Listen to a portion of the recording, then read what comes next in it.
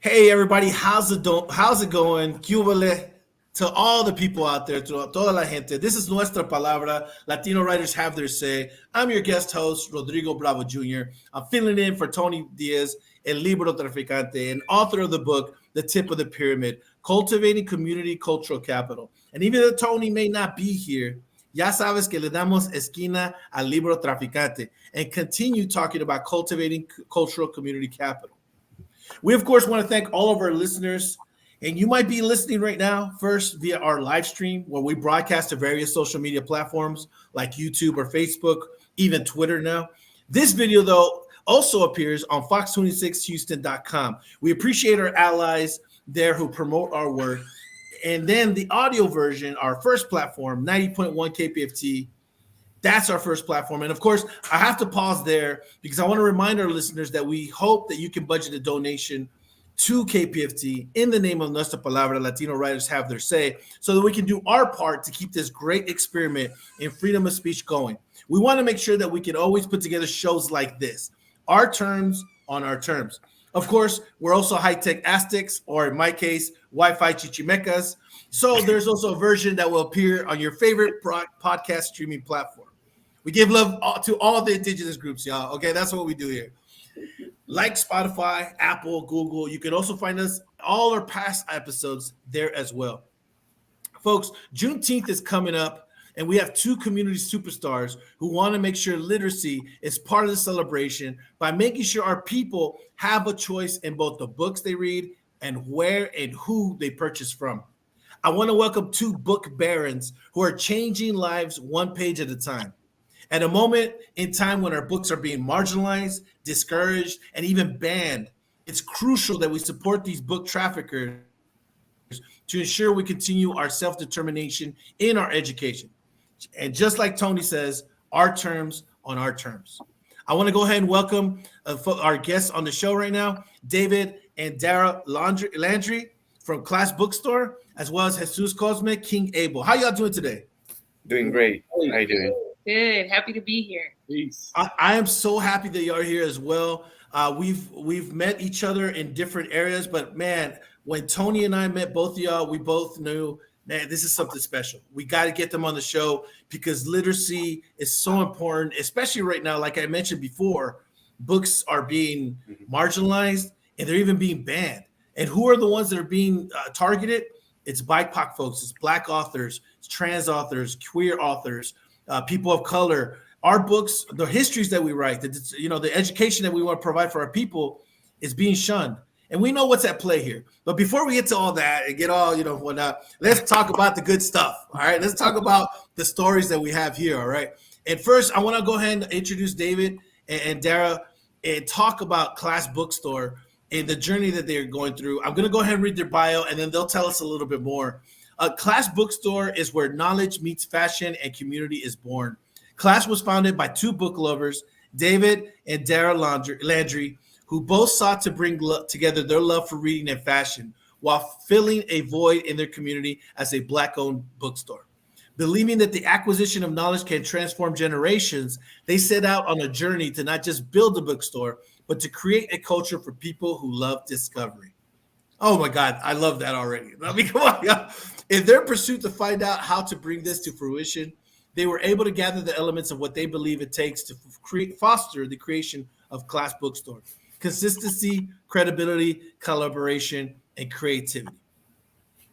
First off, again, we met just recently at the BIPOC Book Festival, which is a great celebration of BIPOC authors, some fantastic people that are running that festival. And when we met, I saw your display. I saw the books that you had on display, and it was so beautiful because I said, man, I love it when people are promoting cultura and, when they're promoting culture. Yeah. I just read a little bit of the history of your bio. Tell us a little bit more. How did this idea come about? You in your bio, you said right there that consistency, credibility, collaboration, and creativity. Tell us a little bit more about that and why it's so important for y'all. So I'll just kind of bring it in. Okay. 2015, we read an article on the internet about the fall of the Black-owned bookstore in America. And at that time, there was a little bit of a chaotic thing going on. 39 Black-owned bookstores in the entire United States, and that number was declining. And I remember Dara turning to me and saying, "Yo, we got to do something about it." And I agreed. And we started traveling. You know, my wife and I, we always love to travel, go different places. And, you know, one of the first places we went to was LA. And shouts out to Iso Wan, one of our mentors that we look to in this book selling industry. They really dropped a lot of wisdom on us.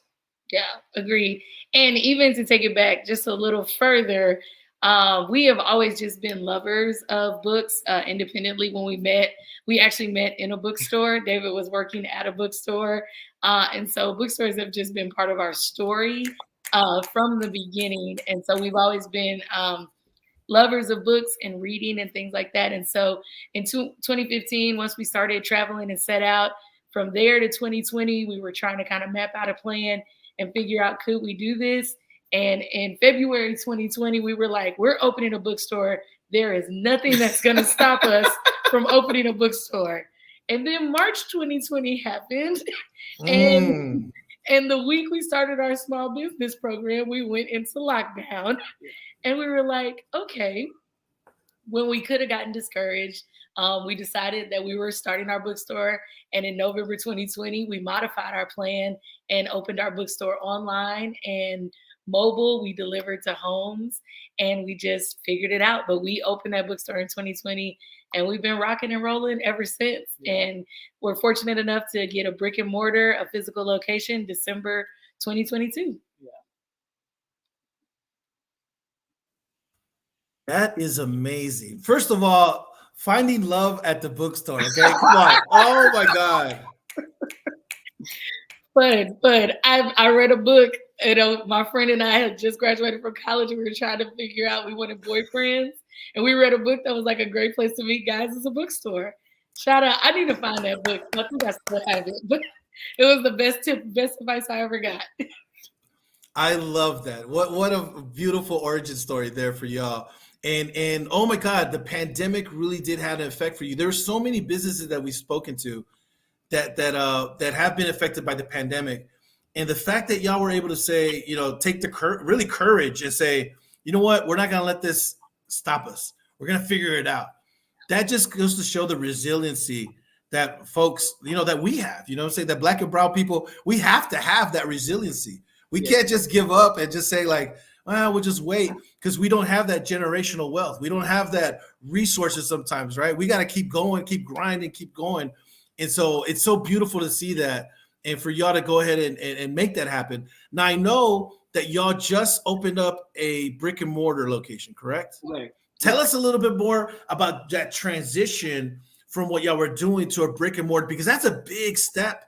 And not only that, it can be intimidating. It can be intimidating going from something that's maybe a little bit more flexible and you can go here and this and that to saying like, hey, we're going to put our roots right here and try to build out from there. Tell us a little bit more about that. Absolutely. I'll give it a go. So we knew we wanted to have a brick and mortar shop. The problem was the location and the money. Having that seed money to really get started and plant, as you said, your roots somewhere. And we were really trying to figure it out because, you know, my wife, she grew up in Missouri City. I grew up in Fifth Ward. Both of those neighborhoods have very close ties to our hearts. And so we wanted someplace, because, you know, growing up, you're like, man, I want to be able to go to a bookstore, be able to get up in the morning and go there and read and, you know, interact with the community. But the problem was we couldn't find spaces there. And if we did find a space, it wasn't the right price. So it was important for us to have that. But the transition, as you said, we still love meeting people. And so it was for us, it was imperative for us to be able to do these pop-ups, do these markets, because it allows us to quickly meet people. But one of the main questions all of them would ask is, where's your brick and mortar? Yes. If only y'all had a brick and mortar. I mean, people were just, that was like the one thing that they just, I hated feeling like it, but it did feel like we needed a physical location to legitimize us. It's not true, No. but it did very much feel like people needed a physical place, an address or something to be able to take us seriously as a bookstore.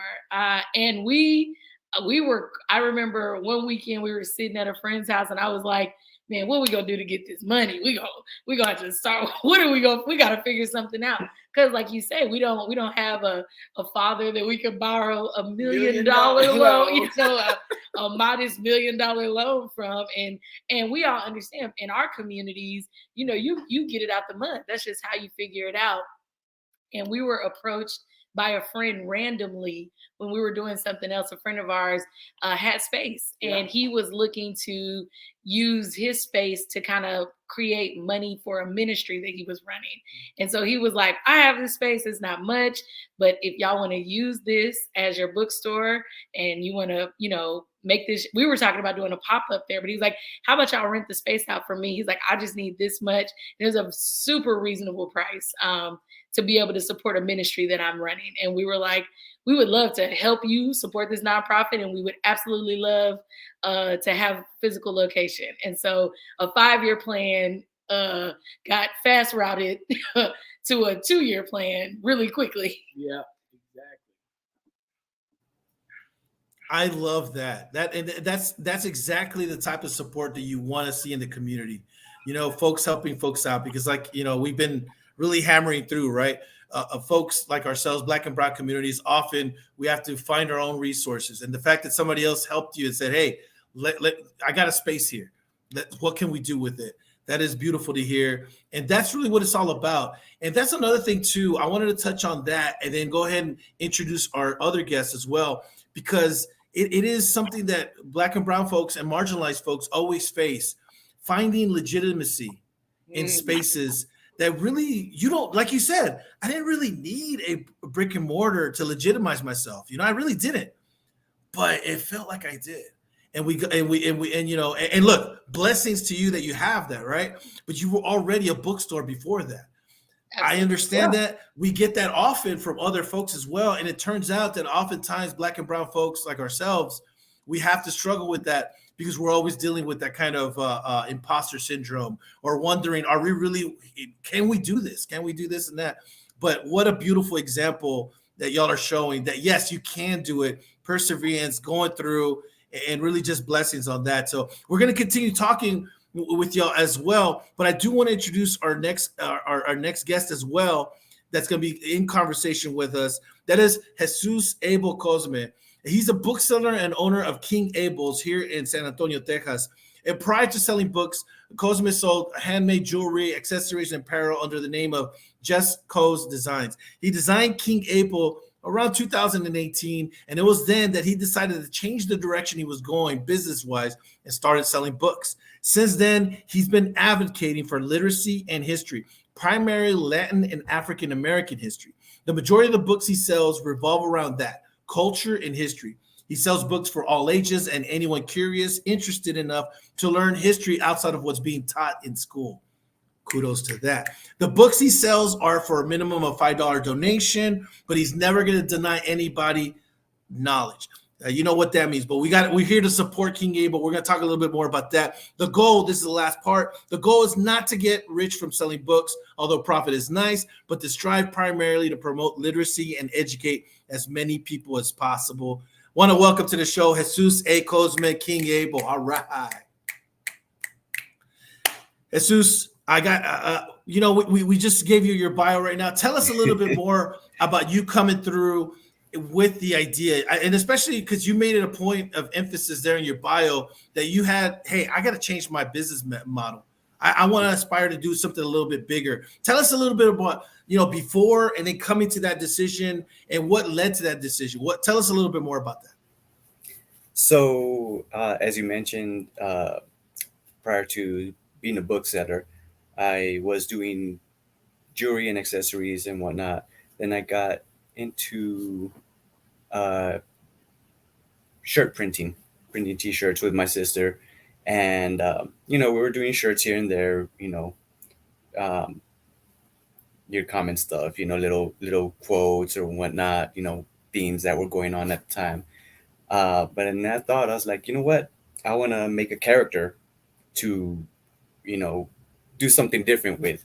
So I created King Abel in about around 2018 or so.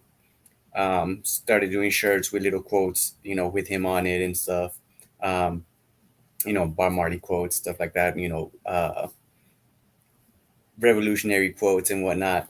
But and then I was like, you know what? I want to take it a step further. So I started selling books along with my merch. Uh, used books at first, and so yeah, I incorporated that and started getting more into book selling from then. And I've been selling books since about 2019, I want to say. And at first, I was selling them for, you know, half cover of the of the cover price, and then I decided I had seen or read an article about like a couple of business models that were selling their products for donations. So I was like, you know what? I'm gonna try that with my books, you know, because I feel, you know, people like to read, but sometimes they don't want to pay, you know, full cover or even half, you know, the cover price. So I figured if I give them the opportunity to name their price, you know, with a minimum of $5, that they would the likelihood of them purchasing the book and actually reading it would increase, and it actually worked. It, you know, people have started selling a lot more books. um, you know, demand and whatnot started to increase, so I'm very pleased with that. What a great story. Now, when I first met you, Jesus, we were actually, this was after one of the Latino books series, author series that we have at the Guadalupe Cultural Arts Center in Hmm. San Antonio, Texas.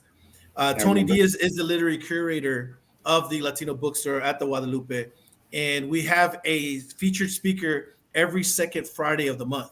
And we bring them in, you know, we do a reading, poetry, talk about the books, and feature the author there at the bookstore. And we had a great session at that time. We left that session and we went to Jaime's place. And Hmm. so, for folks that are listening right now, whether on the podcast or on the FM broadcast, Jaime's place is on the west side of San Antonio, and it's a little get down. All right, that's what it is. They play cumbia music. They play oldies, you know, all that good stuff, right? And they had a craft section there, and kind of a seller's market, if you will. Hmm. And Tony and I were talking about, man, wouldn't it be cool if somebody was selling books here? And you know, we're like, nah, nobody can sell books. And there is Jesus. We turn around like 10 steps, and there's Jesus with his stand with everything there, King Abel on full display. And we said, oh my God, we rushed over there and oh my God, fell in love with what you're doing, Jesus. And really tell us about the King Abel character. Because look, I purchased some of your pins, I gave them out. People love them.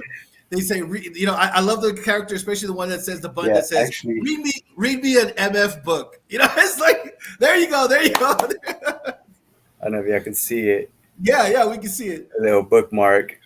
And I love it because it just speaks to our culture, right? Hey, give me a damn book. Léame un libro. You know what I'm saying? Hmm. It's beautiful. What I gave mean, you the inspiration to that? Um, actually, it's a song I heard. Y'all know what I'm talking about. It's a song I heard, and like I said, you know, I was selling books at the time, and it just so happened I heard it, and like as I mentioned, I already had my character, and I wanted to incorporate that with the bookstore, and you know, make them the face of the bookstore. So as I mentioned, you know, I started making shirts with my character, uh, Malcolm X quotes, you know, Martin Luther King quotes, Bob Marley quotes, you know, just positive and like revolutionary quotes. Um, so I heard that song, you know, read an MF book, and I was like, this is perfect. You know, it just goes hand in hand with what I'm doing. So I kind of ran with it, you know, uh, in my character. So. No, that's fantastic, and we all know what. In fact, when this appears on the FM broadcast, we're gonna play that song, right? It's gonna be a great addition to the FM broadcast. But that's a great story, and what you're doing, especially in the city of San Antonio, it's definitely needed. I feel like there's a void there that needs to be filled, and so speaking especially from a Latino that's in the city that's majority Latino, I know that a lot of times some voices get lost in that, and I think when it comes to like Afro Latinidad, when it comes to Black culture there in San Antonio, sometimes it gets a little lost in the whole midst of the Mexicanidad and the Tex-Mex and all that stuff. I know that when it comes to culture and books and whatnot, we often kind of forget that, hey, there's other places, because this applies to everybody. When we learn about other people's cultures, we really nourish our soul. We get to know other people as well. And I'm going to go ahead and add David and Dara to the conversation as well, because I think this is why it's so important that we highlight both of y'all, because the work that y'all are doing in the community right now is so critical, especially right now that our books are being targeted. I know right now we live in Texas, and you see what's going on with that. I'll go with Jesus first, and then we'll definitely maybe a little bit of banter here. I mean, not banter, but a little bit of dialogue here, conversation.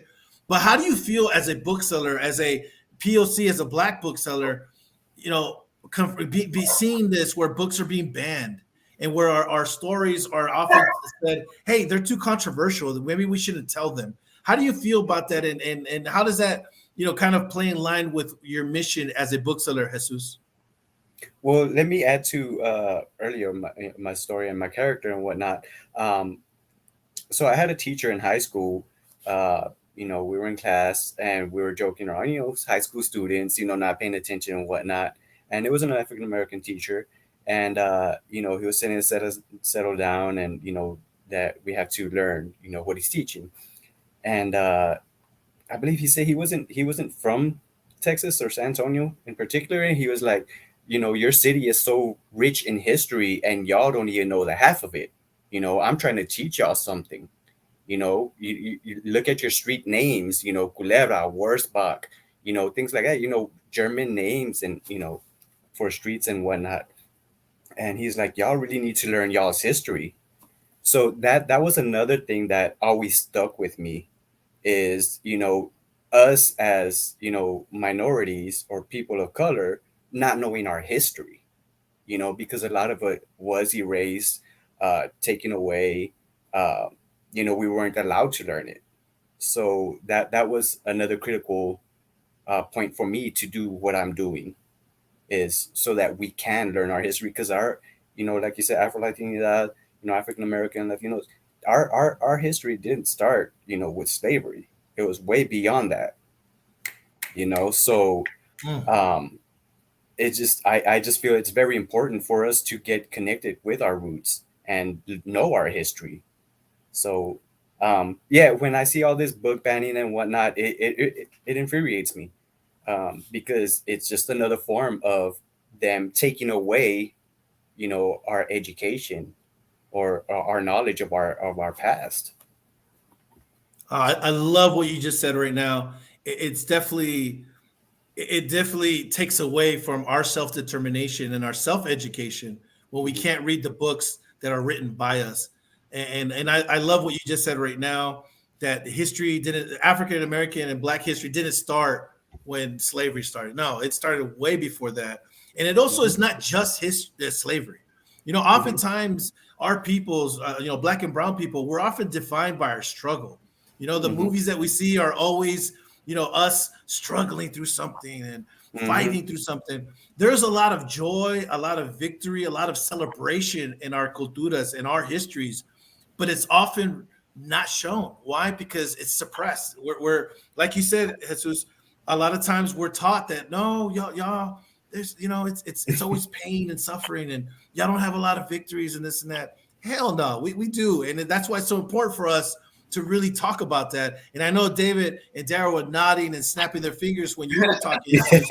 Go ahead, jump in, tell us. Yeah, no, we absolutely agree. And when you said that, our history not starting with slavery, when David and I wanted to set out on this quest. There are so many books that we owned, had access to, that were not just general knowledge, that people didn't. They weren't selling them at Barnes and Noble. They weren't selling them at other independent, bookstores. And we saw a void missing. And so a lot of people, it was really interesting. We went to a conference and we talked about how majority of the books we sell are nonfiction. We have a lot of nonfiction, which is very rare for an independent bookstore.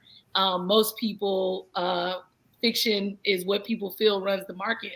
But we feel that for BIPOC, for Black folks, Indigenous people of color, Latinos, we want to know our history. It's important. It's a part of us that is missing. The ugly, the beautiful, all of it. And so for us, that was really important. So when we see the censorship and just everything, Texas scene right now, all the things that they're trying to do, it's hard, but it's also, it puts a battery in our back as renegades because we know we're doing something good. Because they're trying to stop us from giving out the knowledge. So we must be on the right track because we are annoying people. We are making people nervous. And we live for that every day. When the folks are uncomfortable, that means we're on the right path. That's right. And so we just go keep running it in their backs. We go keep running it up the flagpole every time. And so, to hear other booksellers, to know that it's happening in other places and we have comrades in it, it's encouraging because it's like, we got to get out here and get our people this knowledge. That's what we're trying to do. Well, I love that. And especially because Tony, his moniker, his nickname, and really his character is El Libro Traficante, the book trafficker. I love that. And that stems, and look, folks, to everybody in the audience right now, this is not hyperbole. Back in Arizona, earlier in the 2000s, in 2010, they actually passed laws banning Mexican American history. And they said, no, you cannot teach these courses. And what did Tony and the Libro Traficantes do? They literally took a caravan of books and drove it and smuggled these books into Arizona. Now, Tony and the team, and they didn't just do that, but they also worked with legislators and they proved the case. And eventually that law got overturned. So this is not just something that we're making up or it's a fantasy or somebody could say, oh, that'll never happen. It's happened. And in fact, it's happening now. We just found out that one of our comrades, the Texas Poet Laureate for 2022, Lupe Mendez, exactly, Lips Mendez, his book, Why I Am Like Tequila, was banned along with other Black and brown authors and BIPOC authors and LGBTQ authors, was recently banned at several schools in North Texas. And so this is happening right in front of our eyes. And as both of y'all have mentioned, whenever they try to suppress our history, it's because we're on the right track. It's because they don't want us to know our history. There in Houston, can you give us some examples there where maybe you felt that void wasn't being met, and why did you pick the Third Ward? Because that right there, it's outside of TSU campus, and there's U of H is right there, TSU, Yates High School is right there. Why the Third Ward? Why was that the location y'all picked? Man, to be quite honest, the location picked us straight up. Like I said earlier, we, talked about North Side. We talked about Acres Homes. We talked about Independence Heights, Mo City, Pearland. But when, the homie pulled up on us and was like, yo, like, I got this opportunity, I got this space for you, it was perfect. And now when we tell people where we at, they're like, man, that's a dope location. I always used to pass by there, going to school, going to college, and we're right there in the epicenter. We're right there, like literally blocks away from the main drag in Third Ward on Scott Street. So we're grateful. We are definitely, we don't take it for granted, and we don't, take it for slight. So a lot of people told us when we told them where we were opening up to be right there on the campus of Texas Southern, to have U of H so close, and even Yates High School. A lot of people remember there used to be, shout out to the bookstores that came before us, who laid the groundwork. There was Amistad, was a bookstore for a long time, and everybody who went to TSU back in the day, they talk about how, oh, there was Amistad bookstore. We used to go there and we used to hang out and we got all these books and so many things like that. And so to be able to bring that culture back to Texas Southern was really an honor for us, for the kids and the students, to really have an opportunity to have a bookstore that they could access that was, you know, teaching, that was in addition to what they were learning. So when it all came together, the location did pick us, but it was definitely divine, we will say. And it was, for us, it was something we were like, let's carry on the legacy, because Black bookstores, BIPOC bookstores next to universities is a strong tradition, and we're excited to be a part of that. That is beautiful. I actually went to U of H, and I remember Amistad, and it was something else, you know, that people hold these nostalgic and great memories of bookstores there in the community. And you're absolutely right. I love the way y'all framed it right now. Yes, the location picked us, but what better location than the Third Ward that is experiencing so much change, that things are going on. It's, you know, there's a rebirth of the Third Ward, and it feels like y'all are a part of that. You know, it's fantastic. And you have institutions there in the Third Ward that have been there for years, you know, and I feel, I'm just so happy. Look, Cream Burger is one of my favorite joints for Burger Point. You know, look, I'm down. Look, I was in the tray, okay? I know all about that word. Cream Burger is the real institution. You already know. You already know. Yeah, that's me just flaunting my third word credentials, okay? I'm just like letting you know. You certified. I'm certified. Yes, you passed the test. And speaking of being certified, Jesus, we did meet you there on the west side. Now you are going right now from a kind of pop-up bookstores, but you also want to be a mobile retailer. I know we discussed that a little bit, Jesus. Tell us a little bit about that, and really maybe how people can even help you with that. So where do I start? So yeah, you know, doing all these pop-ups and whatnot, as you know, David and Dara mentioned, you know, people are always like, oh, where's your bookstore? Do you have a bookstore and whatnot? And I was thinking about, you know, a brick and mortar for a while. But I really do love doing these pop-ups. I love getting out, you know, to the community and whatnot. So I figured what better way to do that than to, you know, maybe get like a little box truck or something, you know, a little FedEx truck, and, you know, just roll like that, you know, I mean, you know, post up, you know, just meet the people where they're at, you know, make it more accessible. It goes right in line with, you know, like I said, the whole donation thing for books. It makes it more accessible for people. So I'm currently working on a GoFundMe for that, for the truck. I will be launching that probably about Juneteenth-ish, you know, do a show and, you know, go live with that. But, you know, feel free to support me, you know, Cash App, you know, PayPal, whatever. Hey, hit me up on Instagram. Hey, you know, we want to donate. I'm all for it, because I'm all for y'all. You know, I want to be able to, like I said, be more accessible to the community. So yeah. No, that's great. That's great, Jesus. And look, in the future. No, that'd be great, because you know, they say el que no habla, Dios no lo escucha. The person that doesn't speak, God doesn't listen. And so, you know, you got to speak up for that, man. And we're definitely going to do that. And if you're listening to the show right now, or if you're on the podcast, we are going to have several links, both for Class Bookstore and for King Abel's, because we are trying to make this happen. And you heard it here first, y'all, okay? We started the campaign for King Abel Mobile Literacy Program on Juneteenth, all right? That's where it's going to start right there, all right? And speaking of Juneteenth, I know Class Bookstore got some big plans for that, to make sure that literacy is part of the celebration for Juneteenth. David, Dara, what are y'all going to do for Juneteenth that's going to be, that's going to combine literacy and let folks know, like, hey, Juneteenth has all this history, but there's also a lot more going on. And you know what? Here are the books that you can read about it. Man, that's a great question. So we will be having a celebration at our brick and mortar shop, 3803 Sampson Street, right there on the corner of Sampson and Cleburne.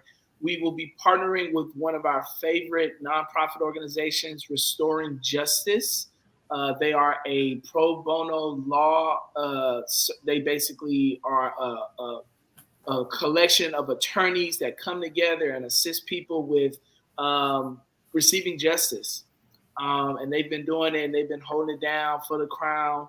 And so we're going to partner with them. And also Third Ward, one of the beautiful edifices, churches, Wheeler Avenue Baptist Church, is also partnering with us in this celebration. And so we're going to bring out poets. We're going to bring out spoken word artists. We're going to bring out children music performers. And of course, there's going to be story time. But we want people to understand and know that Juneteenth is here. It's a federal holiday now. It is finally recognized throughout this nation. And we want people to know that we're here. And it's a beautiful holiday, and we need to recognize and celebrate. And I love the fact that you're really focusing on celebration, right? We know what Juneteenth is about, but let's make it a party. Let's make it una pachanga for everybody. Yeah. Everybody, let's come out. Let's celebrate. Because, like you said, this is it's a federally recognized holiday, and it's a holiday that deserves to be recognized for folks, for people, there's not that many days for us, right? We're over here getting, so when we have these opportunities to celebrate, we definitely should celebrate. I'm really happy as well that, we are highlighting Juneteenth because of that. A lot of people maybe don't know what Juneteenth is. It's a relatively new holiday, federal holiday. It's not a new holiday, but a lot of people still are, a little bit maybe confused or don't know, and I'll leave this to both of y'all to maybe help somebody that's listening in right now. What is Juneteenth? You want to take it? Where you want to go? Y'all go ahead. Okay. I was like, we'll get it started. So Juneteenth is a holiday. David and I, we both were born and raised in Texas, so we've celebrated it all our life. I didn't realize it. There were people who didn't celebrate it. I didn't know it wasn't a thing everywhere. But basically, after the Emancipation Proclamation was issued, slaves were free in America by the Emancipation Proclamation, and they should have been able to leave and do their thing. But slaves in Texas were not made aware of that proclamation for 2 years. For 2 years, they were still in bondage. Enslaved Africans were still in bondage for 2 more years. And they did not receive their freedom until June 19th, when the Union soldiers rode down to Galveston and read that decree.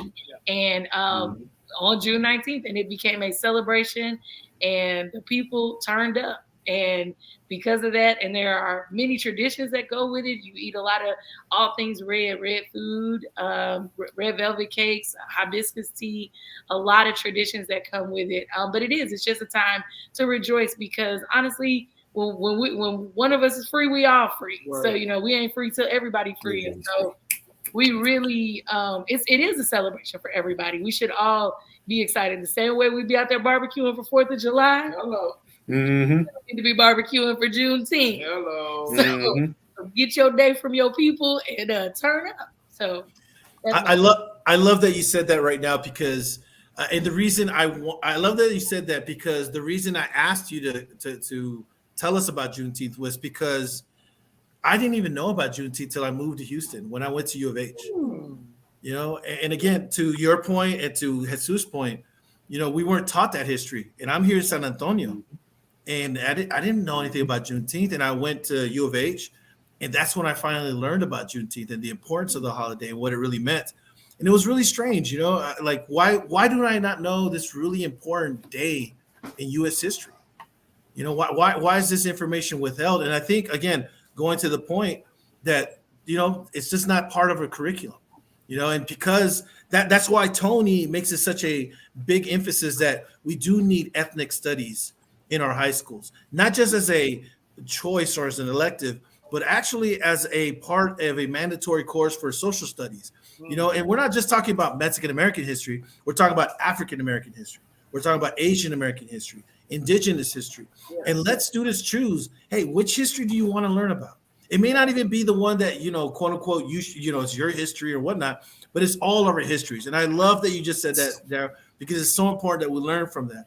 And David, go ahead.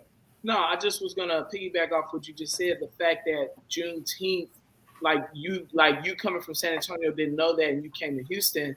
But the irony of you all having the largest MLK parades and celebrations in the entire country. Why is it that you wouldn't have that extra piece added on? Oh, by the way, this man is a black person, and he descended from these people who were. You see what I'm saying? Yeah. The irony, the glaring irony of that. Yeah, I agree with that. And very proud that we do have the largest MLK rally, but we still got work to do in the schools, obviously. And I wanted to make one final point with Jesus regarding that when it comes to Afro-Latinidad and how that gets kind of, pushed aside sometimes. When it comes to Mexicanidad, when it comes to Latinos, Mexican folk, Mexican American folks like myself, we don't recognize that third leg of the cultura that's there, which is, black folks, so much of Mexico, so much of this, this melting pot, if you will. And I don't really like using that term, but in Mexico, it's probably like one of the best terms to use, really, because Afro-Latinidad is such a real thing, but it's not really highlighted over here. And Jesus, I know that we talked about that a little bit, and your mission is to really drive home that point and really kind of expose more people to that, idea that, hey, and this is going to sound crazy maybe to other folks, but there's folks out there that don't know that there's actually black folk that speak Spanish, that there's black folk that are Afro-Latinos, and they don't understand that. Tell us a little bit more about that being part of your mission. So, I mean, it's funny, but not really to me, because I still get that a lot. Like I said, I'm Puerto Rican Mexican, and I'll go to a restaurant, it's here in San Antonio, a Mexican restaurant, go through a drive-through, order in Spanish and pull up to the window, and all of a sudden they're talking English, they're speaking English to me. And it's like I just ordered in Spanish, but yeah, Afro-Latinos are big, and probably about maybe the past 5-10 years or so, Afro-Latinos have been, being highlighted a bit more. Still not, to where I guess it should be, because people are still, like, what? Vicente Guerrero, I believe in Mexico, was, Afro-Mexican president for like a small time there. But, he was president of Mexico, he was Afro-Mexican. There's a large population in Mexico that, settled in Mexico, and, they're living in Mexico, speaking Spanish, the culture and everything, dark as can be, curly hair and everything, but people still don't recognize that. And it's not only in Mexico, it's everywhere, people, just like here in the States, the lighter complexion gets the most attention, in the Caribbeans and everywhere, you see the darker people hardly ever get, any mention of anything, even though they are part of that culture. They were born and raised there, we're here, don't be surprised. we do exist. David?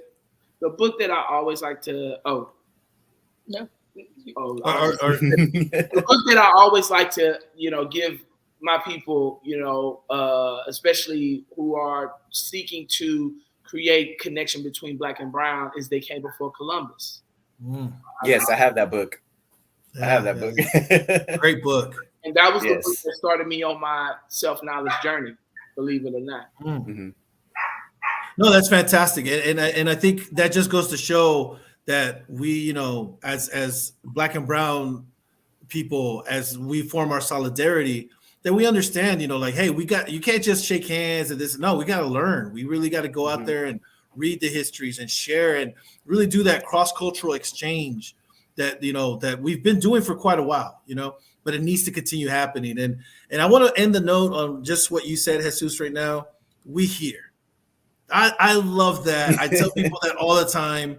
We here, whether you like us or not, get used to it. We're going to be opening up our own bookstores, just like David and Dara are doing. We're going to have our own mobile literacy campaign, just like Jesus is doing right there. All right, we're going to have our own radio shows, okay? We're going to bring on our own people and get them out there. And we are here, and we're going to continue doing these things.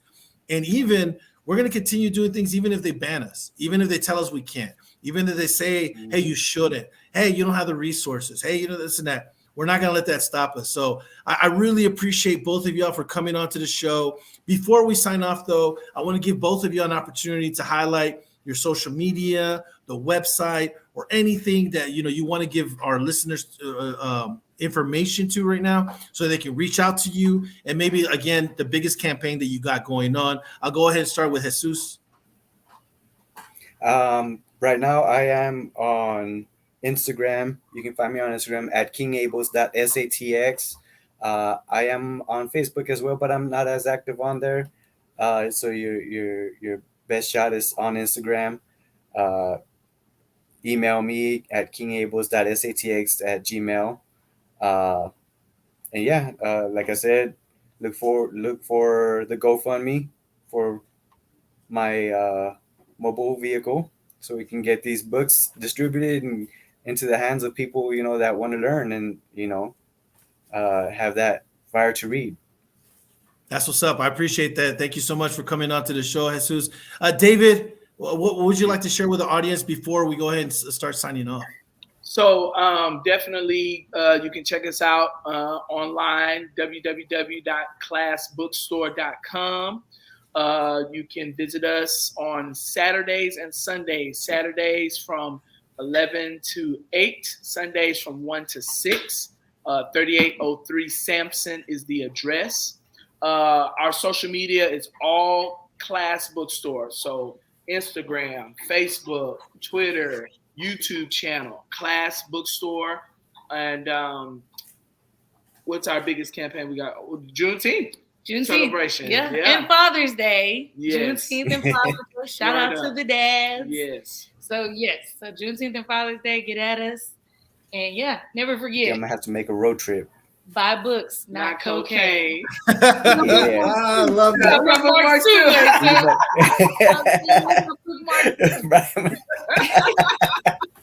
I love it. I love it. I know. We have to collaborate. Jesus, you got to come down here. We got to figure it out. We got to make that connection. Oh, most definitely. I'm most definitely gonna have to go out there and check y'all out. I would love to. One thing real quick. Have y'all been to Sankofa Books up in Washington? Yes. I love that bookstore. Sankofa, they were one of our visits before we started. They were one of the stores we visited. Sankofa, great, loved it. Yes. Yeah. Fantastic. And and I hate the word synergy, but I'm gonna use it here. So please forgive me. But the synergy that's going on right here, I love it. It's like we're in a virtual bookstore, right? And David and Darren just watching, and then here goes Jesus, and they're like, "Hey, you're a bookseller. I'm a bookseller. Let's hook up. All right, let's do it." You know. But I love creating these connections, and it's so important that we show solidarity amongst all of us, because we got. So many times we have to battle this system, this structure that's not really built for us, but we're gonna make it happen. And like Jesus said, we here, and we're gonna make that happen. And I appreciate both of y'all so much for joining us on the show today. I'm gonna go ahead and any final parting words that y'all like to share before we go ahead and sign off. Final parting words: hey, read books. Read more books. The knowledge is in the books. If you feel that you are not a reader, check out King Gables, check out Class Bookstore. Let us change your mind. We just feel that you have not found the book for you yet, but the knowledge is in the book. So please, please, please read to your kids. Reading is important. and it's valuable, and we cannot lose it. Exactly. Oh, I think that's the best note to end off on. I think that's Jesus, you got one last thought? I just want to thank you for making this possible. I really appreciate this. This was amazing. I love it. Thank you, both of y'all, all of y'all three. No problem. And I appreciate y'all for the work that y'all are doing in the community. Y'all are literally book traffickers. Y'all are libro traficantes, getting the histories out there, making sure that people have a choice from where to buy their books, but also what they read, where they get those books from, and making sure that our people, nuestra gente, get the histories that they're supposed to get. My name is Rodrigo Bravo. I am the guest host and filling in for Tony Diaz, El Libro Traficante. This has been Nuestra Palabra. We've been streaming on all of our live platforms right now. Please, if you find it in your heart, feel free to go to kpft.org, make a small donation in the name of Nuestra Palabra. Latino writers have their say, so we can go ahead and continue this freedom of expression, this experiment in freedom of speech going. I want to thank everybody that's been watching. I want to thank our guests as well for coming along. Please follow us on our social media. We will be highlighting them on all of our platforms and really gearing up for the Juneteenth celebration that they're going to have. Looks like it's going to be a big party. I'm definitely going to be down there in Houston for this. King Abel is going to come with me too. We're going to do a little road trip over there. Let's go. All right, that's it. It's all ready. And we're going to meet up with Class Bookstore, and we're going to make it happen, and we're going to distribute these books because we're selling books, not cocaine, not drugs, nothing like that. We're doing it big. Yes. Love everybody. Everybody have a great day. This is Rodrigo Bravo Jr. for Nuestra Palabra. See you soon.